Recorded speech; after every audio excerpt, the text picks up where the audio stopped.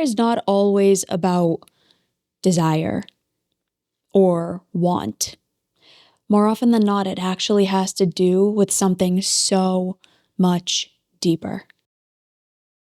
And next time that you feel uncared for, ask some of these questions that we're going to have in this episode so that you really know whether or not you are truly cared for.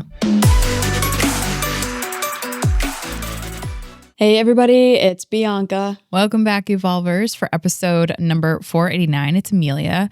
Do they actually care about you when actions do not match words? So this episode came from, honestly, a culmination of conversations, Bianca, I've been having with clients for months now. This has been a reoccurring theme that's popped up of, does this person actually care about me? And I will say throughout this entire episode, for anyone that's joining us, if you're feeling or if you're having that question mark, does insert person that you're thinking about right now, does this person care about me? Number one, by the end of this episode, you're going to have a couple of questions that you can ask to really get the explicit answer of either a yes or a no. Number two, you're going to have some data to help you think about this a little bit differently. And then number three, my goal, my intention for this episode is to really help what we've done with clients at Evolve. We're going to help anyone that's listening to this episode just get started, because when you feel uncared for, it was one of the worst feelings in the world. We've all been there and it sucks. And I'm not going to sugarcoat that because I don't think that will do any justice here. And what it will do is let you know that you're not the only one headed in this direction when you just feel down and out and you feel uncared, unloved. And especially when you have actions that literally don't match the words. There's nothing worse than someone saying, I care so much about you. I love you. And then your love languages, there's like a zero on the scoreboard and they're not hitting any of your love languages. So you have that feeling. And what do you do with that feeling? Right. So I have a lot of stats in this that I'm excited to share, but Bianca, I know you said you have questions for this.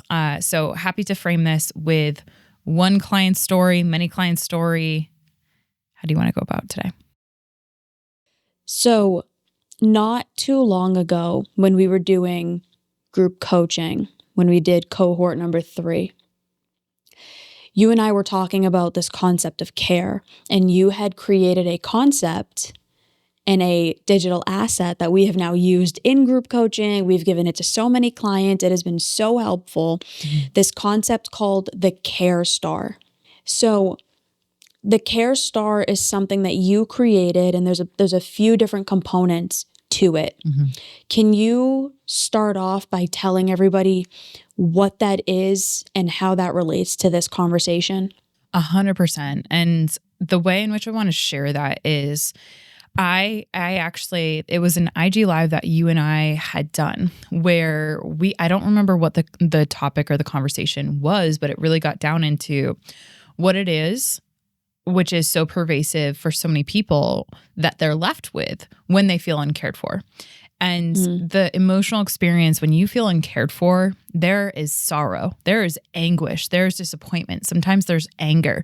Sometimes there's just absolute despair, depression. There is anxiety. There is frustration. There is shame. There is guilt maybe, or this whole concoction of emotions that come when you feel quote unquote uncared for, and sadness and hurt, right? There's so much called low valence and low arousal emotions, sometimes high arousal, which is, it's not really pleasant to experience. Like no one enjoys feeling uncared for. And so you and I talked about this on an IG live, and I shared, one of the biggest things that we have this misconception on is the fact that while people say that they care, their actions are not necessarily capable of matching the degree that they want to care for you, about you, etc.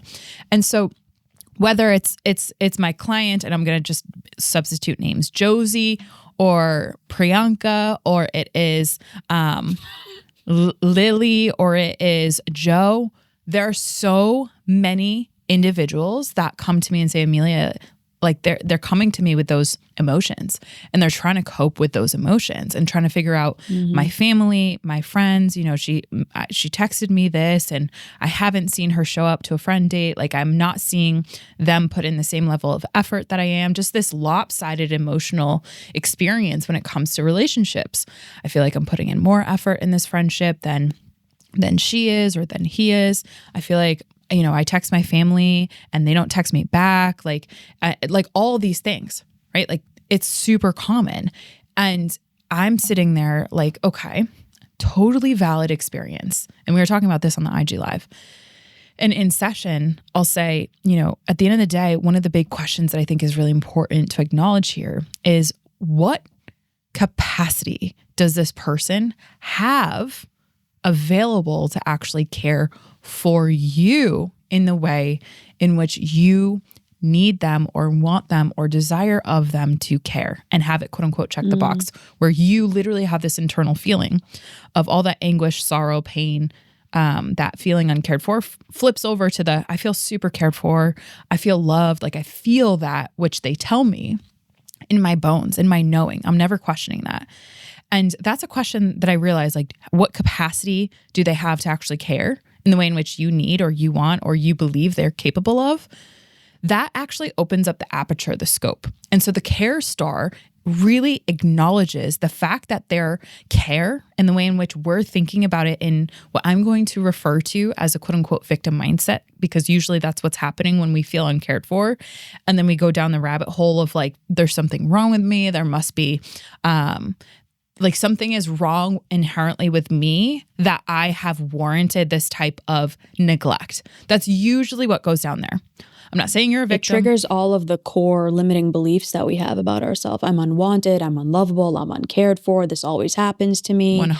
All of the cognitive distortions start to come out. It goes down this really deep rabbit hole of negative thoughts and feelings. 100%. And what that triggers is our deepest exiles, what's called from a IFS parts perspective, our deepest exiles, which either feel bad, wrong, unwanted, cared for, et cetera. And the beliefs, quote unquote, and the thoughts, automatic thoughts. So all of that, right?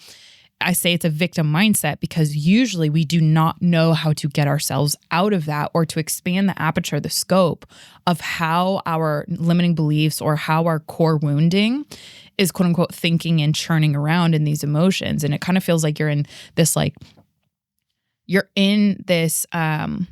a dark, deep well without a rope or a ladder to climb out of. And you're just churning around, sloshing around. And the water represents all of those negative emotions, all of those really hurtful, harmful emotions. To feel uncared for is like death. It feels like death to our nervous system. And you're just sloshing around in there and like, how do I get out of that?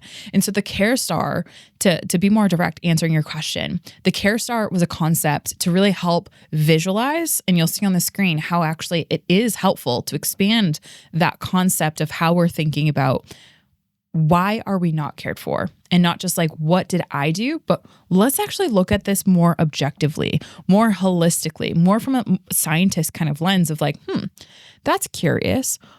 Why are their words not matching the quote unquote actions that I believe should quote unquote be matching that? If you loved me, then you would do X, Y, Z, right? We all have been there. And so the care star really brings that into ground level.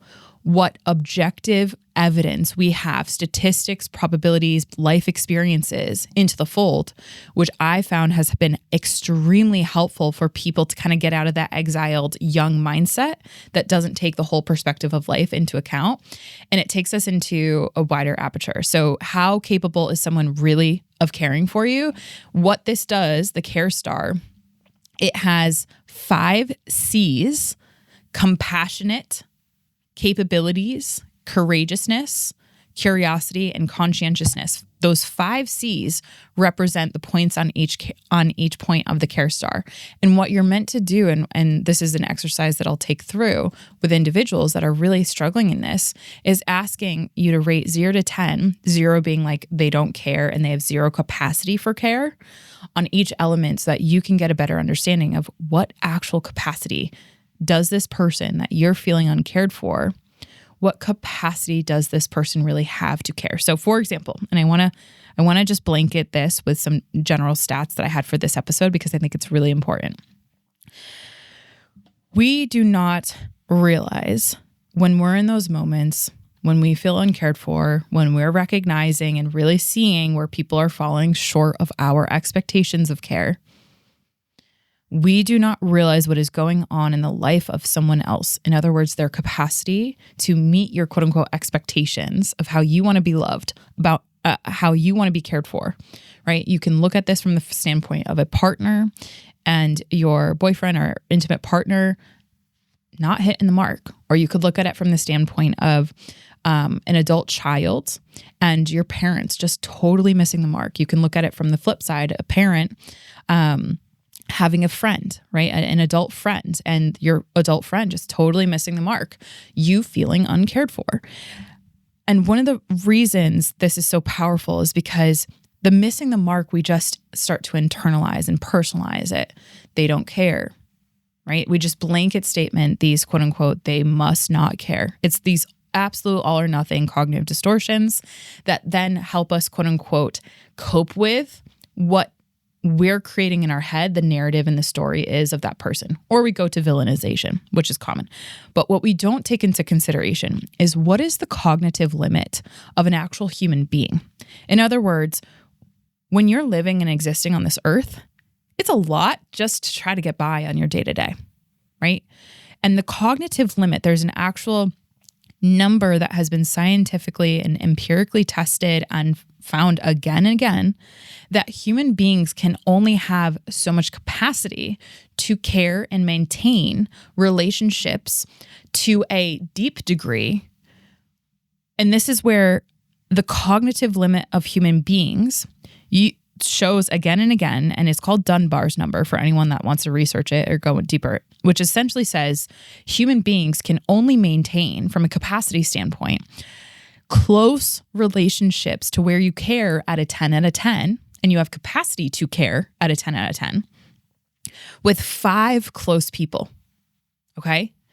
That capacity to care about anyone outside of that, so this is where 10, the circle of proximity or closeness is quote unquote 10 additional close friends, your capacity to care goes down, meaning you might not be able to text that friend back in the time frame that they might need, right? That capacity keeps going down lower. So I want you to think about, okay, now who's on the outer ring of those close friends that you have? 35 acquaintances is usually what you can maintain, quote unquote, on an average week or month or year. And then you go down one more rung and it's 100 people that are casual friends that you can, quote unquote, maintain a quote unquote relationship with. So from a capacity standpoint, if we think about that, let's go to the first ring in Dunbar's number, the 5 closest people. Bianca, you and I, we can think about our 5 closest people right now. You're one of them, right? Alan's another one for me. We can fill in the quote unquote rest of the 3.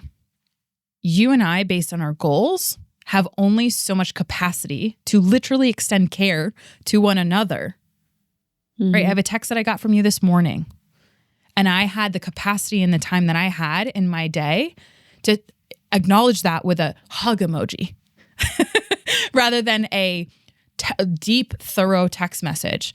Now, what we forget is that everyone has their 5 quote unquote people that are close to them. But this is where we totally we miss the mark. Here's stat number 2. 24% of American adults, which comes to about 43.5 or 59 million, right, provide unpaid care to an adult or child. 75% of those are female, and females spend 50% more than their male counterpart caring for others in total time than males. So let me digest that for all of us. Women have experienced disproportionately what we're talking about in this episode than men. Reason being, number 1, women spend more time caring for others, meaning full capacity, being compassionate, applying our capabilities, being courageous, applying our conscientiousness, and making sure that we're curious about other people. So when your friend from college who you love and you wanted to maintain care for and show up for texts you and asks you to go out on a breakfast date or do something together, the capacity that you have as a woman just to acknowledge that is literally exponentially lower than a male counterpart. digesting this even further for all of us on this episode. So number one, women are disproportionately having this experience of, oh my God, I feel uncared for. Why? Because your female friends, your female adults, your female counterparts, your coworkers have less capacity to care about you. And it's not about you at all. It's because they're disproportionately affected, socially conditioned to care more about other people than they are about their 5 closest friends, their 5 closest people, inner circle. So that's number one. Number two, the men, and I'm not saying that quote unquote men are not feeling this at all, because that's not true. I just want to put that stat out there. When we become adults and we feel uncared for, we often don't set that quote unquote thought process with this bigger scope of the care star. Like, does someone have actual capacity to be compassionate? Are they overburdened and overstressed with what's on their current plate? Just even in work, not to mention their family life, not to mention the adult child or the child or the adult that they're having to literally feed and care for. So it's this epidemic. We just feel so uncared for. And then we assign this meaning that it's because of us instead of actually starting to open up the aperture. Okay, so I'm done. Yeah. Those stats are out there. And I kind of just digested that for all of us. So Bianca, where does that take you? What do you hear when we break it down from this frame? It's a very unlooked at and unexamined frame. Mm-hmm. And also there's other frames in which to view this. On the frame of the person who feels uncared for, how capable and curious and courageous and conscientious are you at being able to communicate this to the person? Mm-hmm. How capable do you feel of being able to 10 out of 10 communicate it in a way that this person can absorb and take in? But we get so scared that we don't want to be a burden, and we have a really hard time asking. And I've 10 out of 10 been there too. I'm speaking from experience. Due to that, would you give an example? Because I want us to bring this down to practical, tactical, and what people are having. Please insert experience.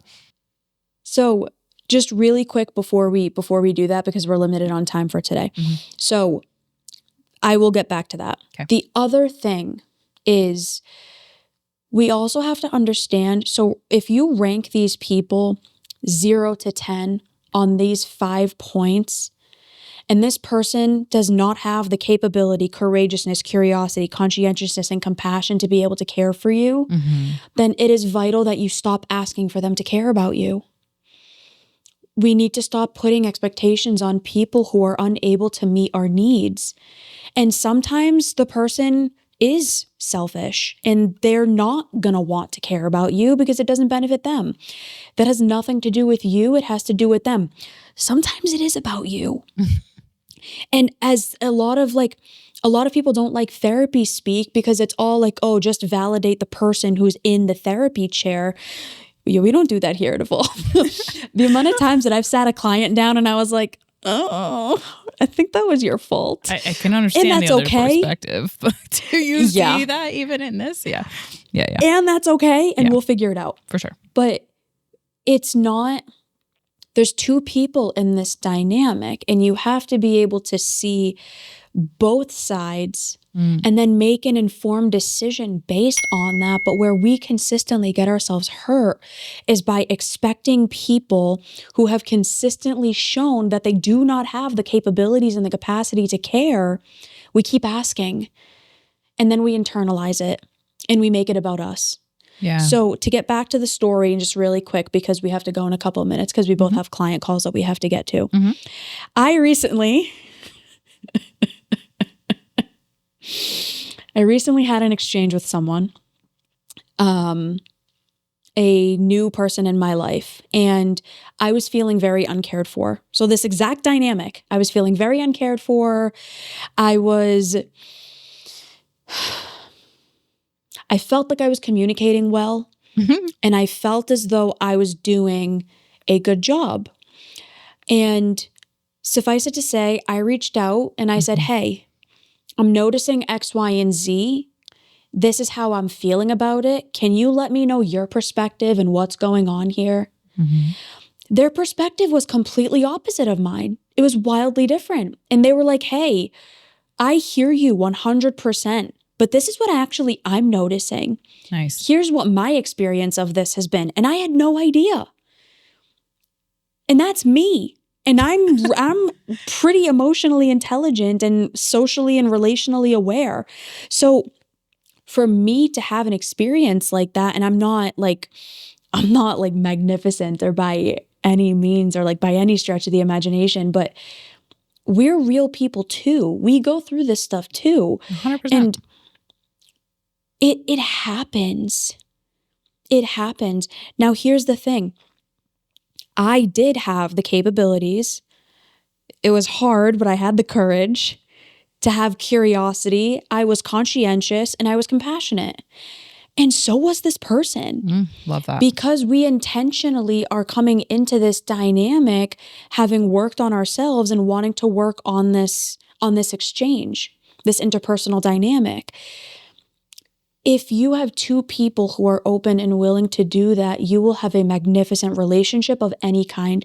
Me and Amelia, I don't know two friends who have a better relationship than Amelia and I. Hey. If you do, reach out and let us know because I'd love to learn from you. We'll see you in the ring. But just kidding. I love that your competitive side came out in that. I'm trying to be compassionate and you're like, fight me. I love that for you. This is why we're friends. This is why we're friends. Amelia beat the shit out of me and that's how we became best friends. It was phenomenal. Slightly psycho. This is a little bit. Anyways.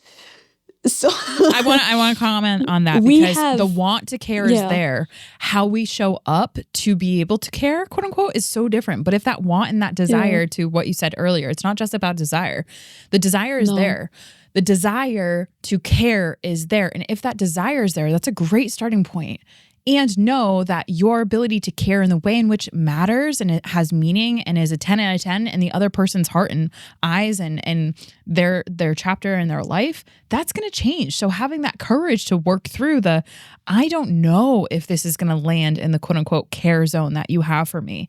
Is this? Yeah. That feedback loop is absolutely essential in order to meet those quote unquote needs of what it feels like for you to feel cared about.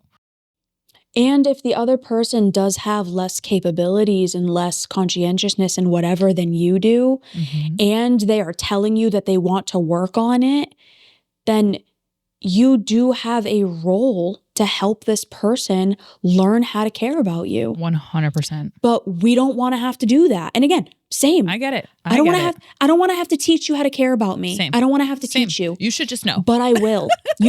Right? Hilarious. No, that's what we hear all the time, right? I've said it too. Yeah. I'm not gonna pretend like I haven't said that. I've said it too. Yeah. But we've been there. Then you lose out. Yeah.